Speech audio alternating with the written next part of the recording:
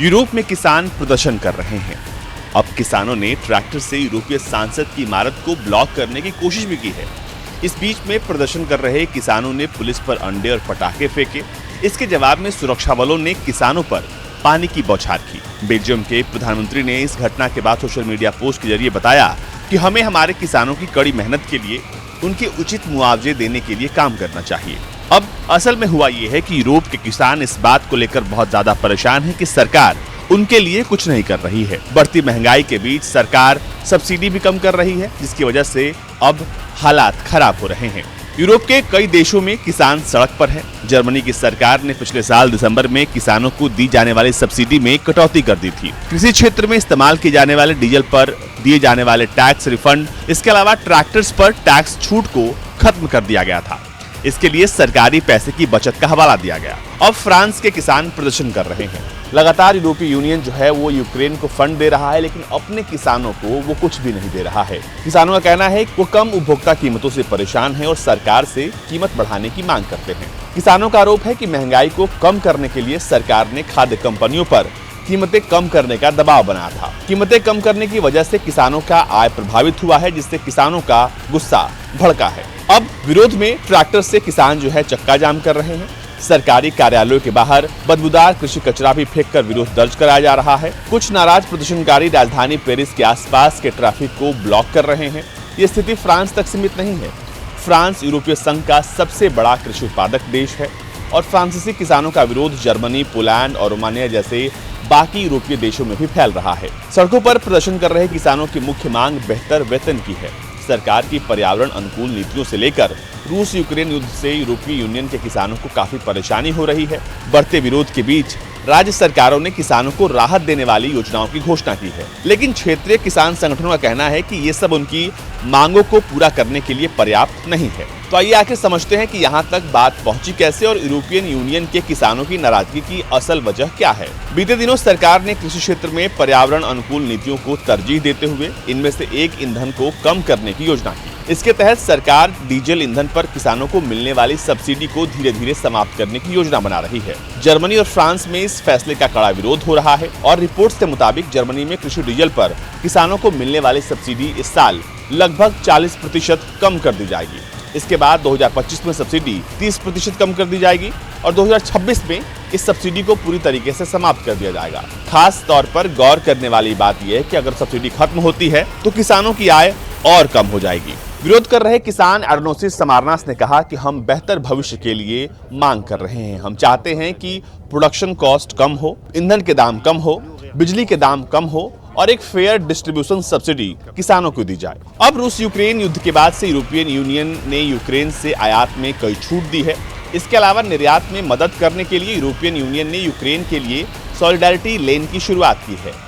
मार्च 2022 और नवंबर 2023 के बीच 58 million ton से ज्यादा अनाज, तिलहन और संबंधित उत्पाद इस लेन के माध्यम से यूक्रेन से बाहर निर्यात हुआ।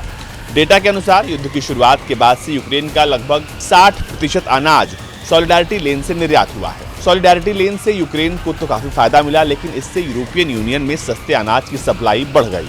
इसका परिणाम ये हुआ कि फ्रांस के बाजार में अनाज का दाम गिर गया और किसानों की शिकायत है कि आयात होने वाले सामानों को यूरोपीय संघ के किसानों पर लगाए गए पर्यावरण मानकों को भी नहीं पूरा करना होता है। अब विरोध कर रहे किसान कहते हैं कि वे वैश्वीकरण और विदेशी प्रतिस्पर्धा से प्रभावित हो रहे हैं। यूरोपियन पॉलिसी सेंटर के पॉलिसी एनालिस्ट ब्रूक मोरे कहते हैं, यहाँ पर बहुत कुछ होना है। सस्टेनेबिलिटी एक महत्वपूर्ण मुद्दा है, लेकिन यूक्रेन में हो रही जंग इस विरोध की एक असल वजह में से एक है। दरअसल इस जंग के शुरू होने के बाद बहुत सारे विरोध हुए। कुछ यूरोपियन यूनियन के बाहर से हुए, कुछ यूरोपियन यूनियन के भीतर से हुए, क्योंकि यूरोपियन यूनियन धीरे धीरे यूक्रेन से अपने एक्सपोर्ट को बढ़ा रहा है और अब उन्हें एक बड़ी फंड वो दे रहा है। इसकी वजह से बहुत सारे किसान नाराज हैं। स्पेशली अब उन्हें कंपटीशन का डर सता रहा है, क्योंकि जैसे जैसे यूक्रेन से सामान और कृषि उत्पाद आ रहा है, बाजार में चीजों की कीमतें बहुत कम हो रही हैं और ये उनकी प्रोडक्टिविटी के साथ साथ लॉन्गेविटी को भी पूरी तरीके से प्रभावित करता है। ये किसानों की आय को सीधे तौर पर प्रभावित कर रहा है। फ्रांस और कुछ यूरोपियन यूनियन के देशों ने बायोडायवर्सिटी को बरकरार रखने के लिए किसानों से उनकी उपजाऊ जमीन के कुछ हिस्से पर खेती न करने के लिए कहा है। इन देशों में कृषि योग्य भूमि का 4% हिस्सा गैर उत्पाद सुविधाएं जैसे हेजेज, ग्रोव्स और फेलो लैंड को समर्पित करना जरूरी है। इस तरह के नियमों से किसान की उपज में गिरावट आई है। डेयरी किसानों की शिकायत है कि सरकार महंगाई को काबू करने पर जोर दे रही है, जिससे उन्हें घाटा हो रहा है।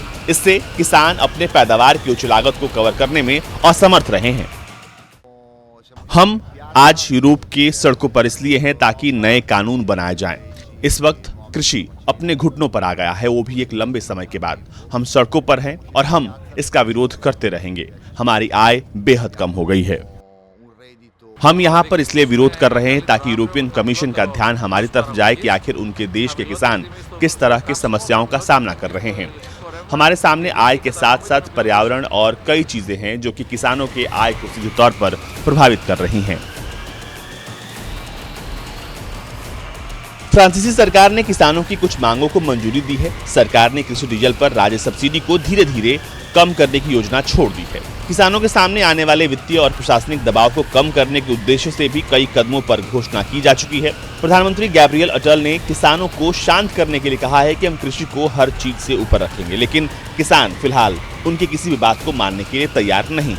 फिलहाल यूरोपीय यूनियन में बहुत सारे ऐसे देश हैं जो कि पर्यावरणीय आपदा का शिकार हुए हैं, जहां पर प्रोडक्शन कॉस्ट बहुत ज्यादा है और बाढ़ और सूखे की वजह से उन्हें काफी नुकसान हुआ है। अब वो चाहते हैं कि स्टेट सब्सिडीज को बढ़ाया जाए, ईंधन सस्ता किया जाए, बिजली को भी सस्ता किया जाए। इसके अलावा किसानों को मौसम की वजह से हुई क्षति के लिए मुआवजा दिया जाए। पोर्चुगल में भी कुछ इसी तरह का नजारा देखने को मिला जब किसान सड़कों पर थे। पोर्चुगल के अलावा ऐसे बहुत सारे देश हैं यूयू में जहां पर इस वक्त किसान सड़कों पर हैं। ब्यूरो रिपोर्ट, भारत तक।